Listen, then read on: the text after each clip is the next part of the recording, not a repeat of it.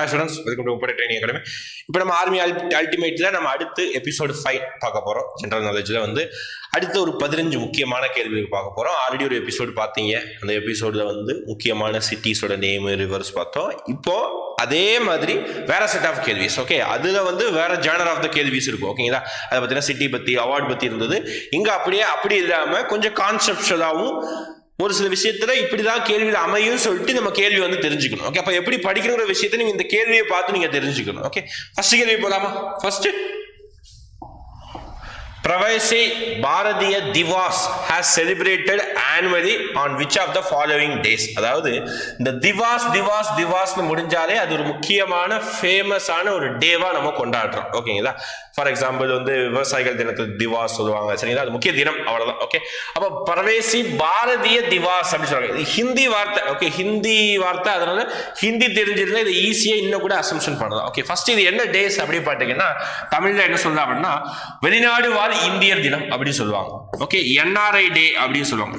நான் residential Indian டே அப்படின்னு சொல்லுவாங்க. ஒவ்வொரு வருஷமும் எப்போ கொண்டாடுறோம் அப்படின்னு பார்த்தீங்கன்னா ஜனவரி 9 கொண்டாடுறோம். ஏன் சார் ஜனவரி 9 கொண்டாடுறோம்? ஒவ்வொரு டேக்கும் ஒவ்வொரு காரணத்தோட தான் கொண்டாடுவோம், சும்மா கொண்டாட மாட்டோம். ஓகேங்களா, விவசாயிகள் தினமா இருந்தாலும் சரி, குட் கவர்னன்ஸ் டே, நல்லாட்சி தினமா இருந்தாலும் சரி, இது எல்லாமே நம்மளுடைய முன்னாள் பிரதமருடைய பர்த்டேவை வச்சு நம்ம கொண்டாடுறோம். அதே மாதிரி இந்த பிரவேசி பாரதி திவஸ், அதாவது என்ஆர்ஐ டே, அதாவது பார்த்தீங்கன்னா தேசிய சொன்னா வெளிநாடு வாழ் இந்தியர்களோட தினத்தை நம்ம என்னன்னு கொண்டாடுறோம் அப்படின்னு பார்த்தா ஜனவரி 9 கொண்டாடுறோம். ஏன் கொண்டாடுறோம் தெரிஞ்சுக்கிட்டா கொஞ்சம் மனப்பாடம் பண்ண ஈஸியா இருக்கும்.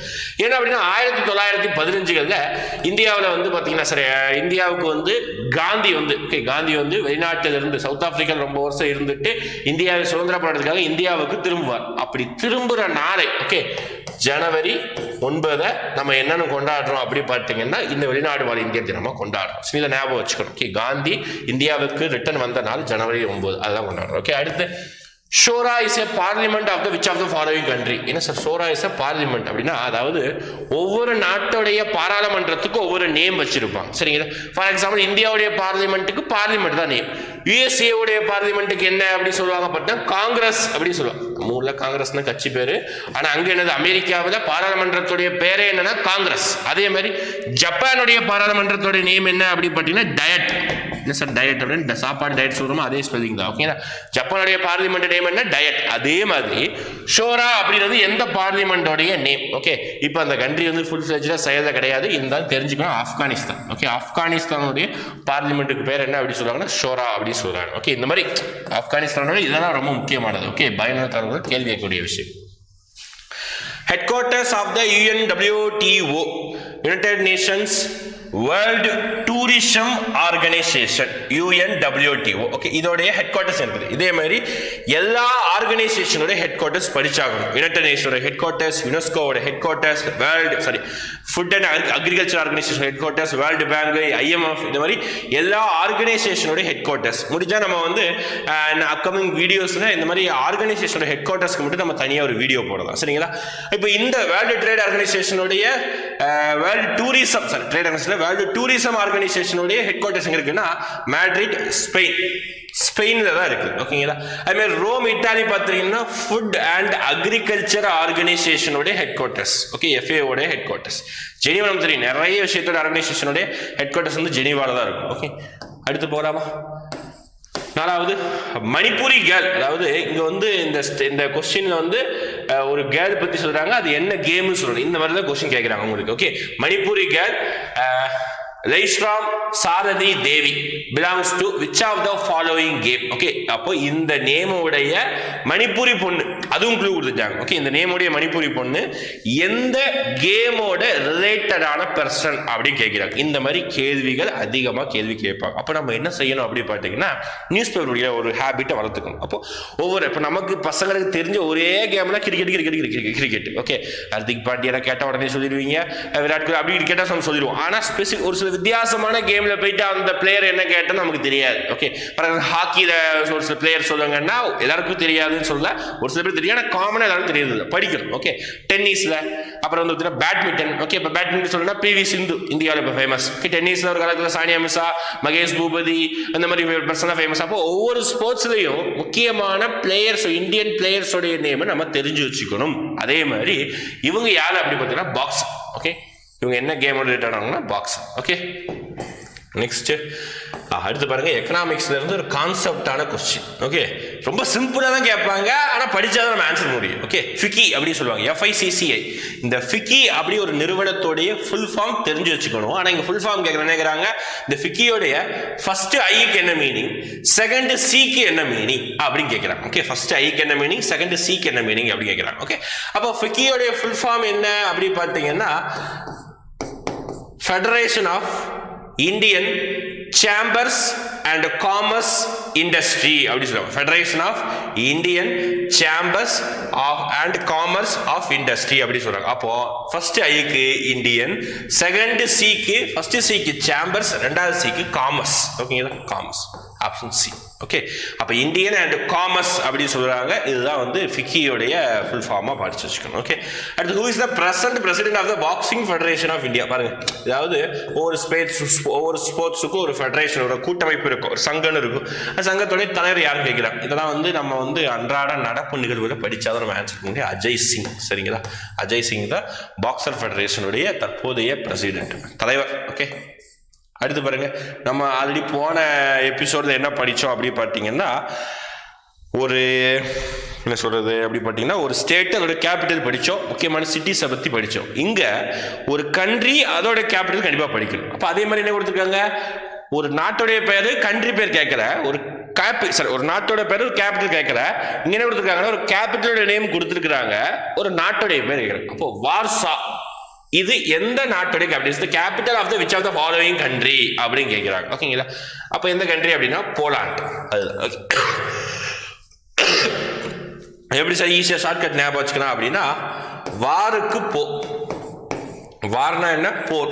இப்போ போருக்கு போடா அப்படி சொல்றோம். நம்ம ஆர்மி மெம்பர், நீங்க தான் அக்னிவீருக்கு படிக்கிறீங்க. ஓகே அப்ப என்ன செய்வீங்க, போருக்கு போ சொல்றாங்கன்னா, அப்போ வாருக்கு போ. அப்போ வார் அப்படின்னா வார்சா, போ அப்படின்னா போலாண்ட். ஓகே நம்ம நிறைய படிக்க முடியாது. ஓகே எல்லாத்துக்கும் ஷார்ட்கட் கொஞ்சம் ஞாபகம் வச்சுக்கிறது நமக்கு எளிமையா இருக்கும். ஓகே அதுக்குன்னு எல்லா ஷார்ட்கட்டையும் நம்ம சொல்லணும் எதிர்பார்க்க கூடாது. நீங்க தான் திங்க் பண்ணணும். சரிங்களா, திங்க் பண்ணி யோசிச்சு எல்லாத்தையும் நம்ம வந்து ஸ்பூன் ஃபீடிங் அப்படியே வாயில வந்து ஊட்ட முடியாது. நீங்க தான் யோசிக்கணும். Okay which of the following bank is India's largest private bank by market capitalization? Okay என்ன அர்த்தம் புரிஞ்சாலும் சொல்ல முடியாது. இதெல்லாம் டெக்னிக்கல் எக்கனாமிக்ஸ் தான் பாதி பேருக்கு பிடிக்காது, அது புரியாது. அப்போ இது என்ன அர்த்தம் புரியணும். ஓகே என்ன அப்படி மார்க்கெட் கேபிட்டலைசேஷன் என்னன்னா, அந்த பேங்கோடைய ஷேர்ஸ் எல்லாமே வெளியே தான் இருக்குது. ஓகே வெளியே இருந்தால் எல்லாருமே வாங்குவாங்க, தவிர அவங்களுக்குன்னு ஷேர்ஸ் கிடையாது. அப்போ நான் தான் ஒரு பேங்க் ஸ்டார்ட் பண்றேன்னா என்னுடைய முதலீடு இருக்கும். ஓகே ஆனால் வெளிநாட்டில் வெளியூர்கள் வெளி மக்கள்கிட்ட இருந்து வாங்கக்கூடிய ஷேர் வந்து பார்த்தீங்கன்னா கம்மியாக தான் இருக்கலாம். ஆனால் இங்க பார்த்துக்கிட்டீங்கன்னா மொத்தமாகவே அதிகமாக தான் இருக்கு. ஓகேங்களா,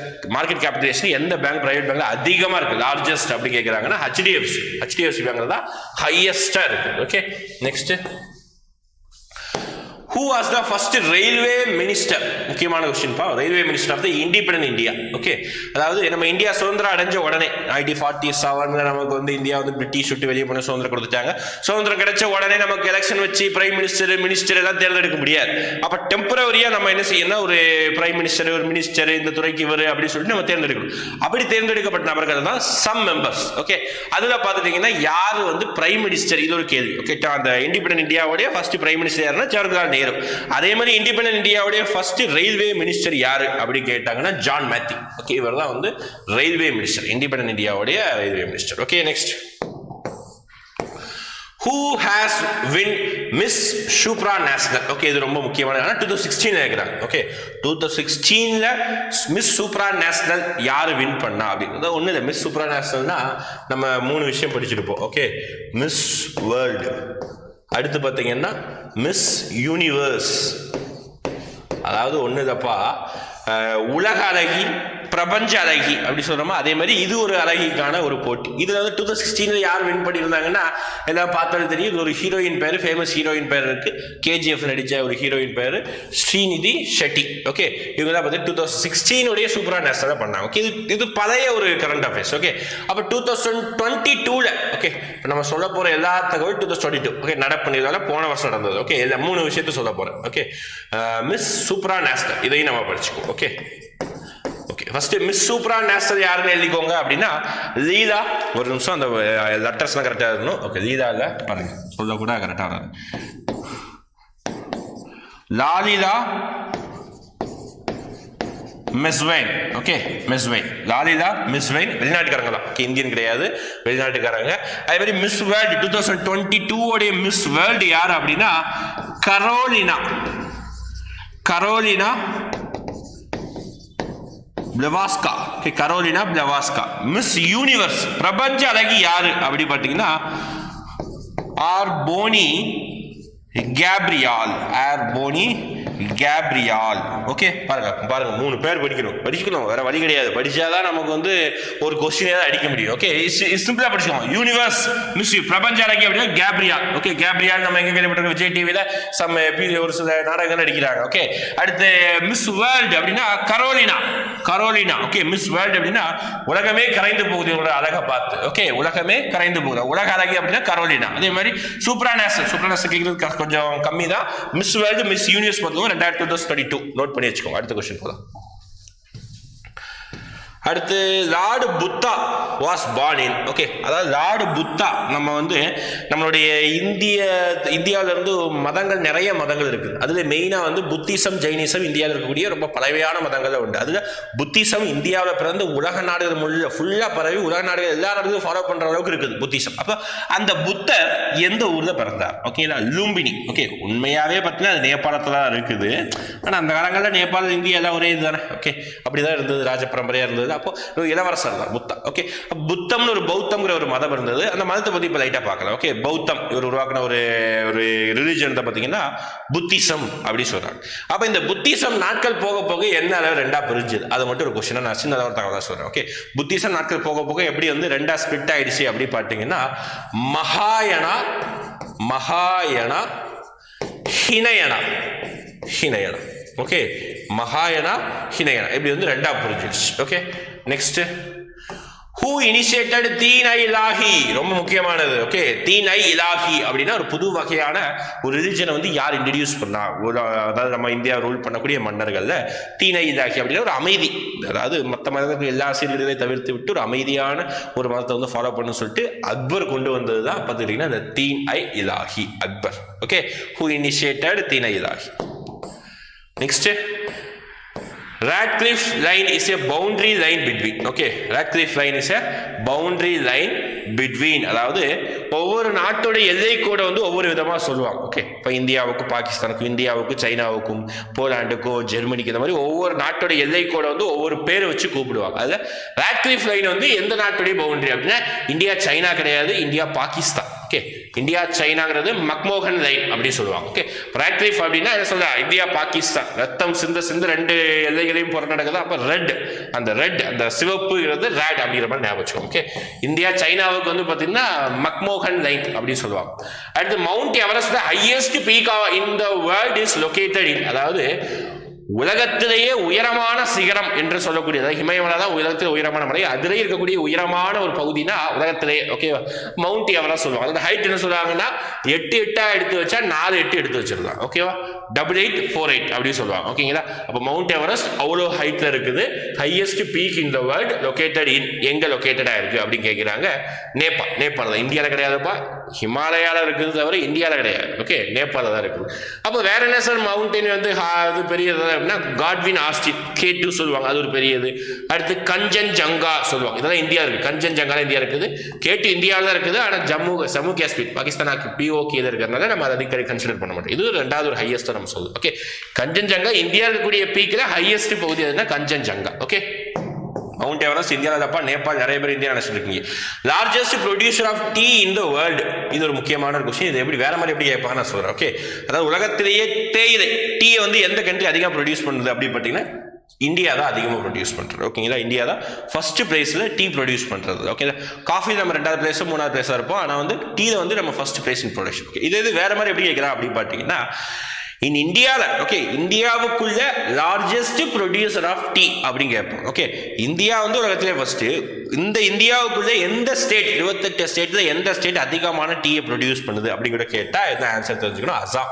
நமக்கே தெரியும் அசாம் டீ வந்து எவ்வளோ ஃபேமஸ் சொல்லிட்டு ஒரு சில இடங்களில் அதுவே வந்து ஒரு கடை பேராக வச்சுப்போம், அசாமி டீ அப்படிலாம் வச்சுருப்பாங்க. சரி, அப்போ அசாமில் வந்து டீ ஃபேமஸ். அப்போ டீ தான் அவங்க தான் வந்து அந்த ஸ்டேட்டில் அதிகமான தேயிலை வந்து ப்ரொடியூஸ் பண்ணுறாங்க. ஓகேங்களா, முடிஞ்சது. அப்போ இந்த இடம் 15 கொஸ்டின் பார்த்துருக்கோம். அப்போ கொஸ்டினுடைய அந்த இதை பாருங்க. ஓகே, அந்த அளவு சொல்லுவாங்கன்னா அந்த தரத்தை பாருங்க. இங்கே கேட்குறாங்க ஒரு சில பொருட்களுக்கு ஃபர்ஸ்டா செகண்டா.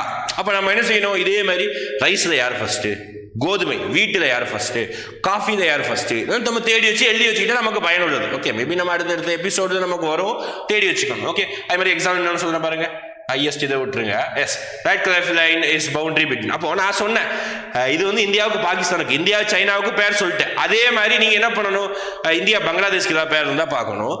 யுஎஸ்ஏவுக்கு கனடாவுடைய பவுண்டரி, போலாண்டு ஜெர்மனியோட பவுண்டரி, இந்த மாதிரி முக்கியமான நாடுகள், எல்லா நாடுகளுக்கும் உட்காந்து படிச்சிருக்க முடியாது. ஓகே, முக்கியமான நாடுகளுக்கு இப்போ யுஎஸ்ஏ கனடா பவுண்டரி தான் ரொம்ப முக்கியமானது. அதான் கேள்வி கேட்கக்கூடியது. அப்போ இந்த மாதிரி விஷயங்களை நம்ம தேடி படிக்கணும். ஓகே, தீனை இதெல்லாம் ஹிஸ்ட்ரி நடத்தினா தான் புரியும், லார்டு புத்தாவும் ஹிஸ்ட்ரி நடத்தினா தான் புரியும். தேடுற மாதிரி விஷயங்களை சொல்கிறேன். இப்போ இதெல்லாம் நம்ம சொன்னோம், மிஸ் யூனிவர்ஸ், மிஸ் வேர்ல்டு நம்ம தேடணும். ஓகே, இதுல இருந்து என்ன செய்யலாம், இதே மாதிரி வர கேட்கலாம்னா first prime minister of India யாரு, ஃபர்ஸ்ட் பிரசிடென்ட் ஆஃப் இந்தியா யாரு, first vice president of India யாரு, first woman president of India யாரு, first woman prime minister of India யாரு, current prime minister, current president, current vice president, current postal கூடிய ministers, இந்த name தான் நீங்க படிச்சு வச்சுக்கணும். இதெல்லாம் நம்ம நார்மலா கூகுளில் தேடலாம், தேடி நீங்க எழுதி வச்சுக்கலாம். ஓகே, அடுத்த எபிசோட வந்தாலும் தேடி வச்சு எழுதினீங்கன்னா உங்களுக்கு பயனுள்ளதாக இருக்கும். ஓகேங்களா, இதே மாதிரி அடுத்தடுத்த எபிசோட ஃபாலோ பண்ணுங்க, கண்டினியூஸாக ஃபாலோ பண்ணுங்க. ஏதாவது நடத்துகிற கொஸ்டின்ஸ்ல ஏதாவது டவுட் இருந்தாலும் என்ன பண்ணுங்கன்னா கமெண்ட்ஸ் கேளுங்க. ஓகேங்களா, தேங்க்யூ.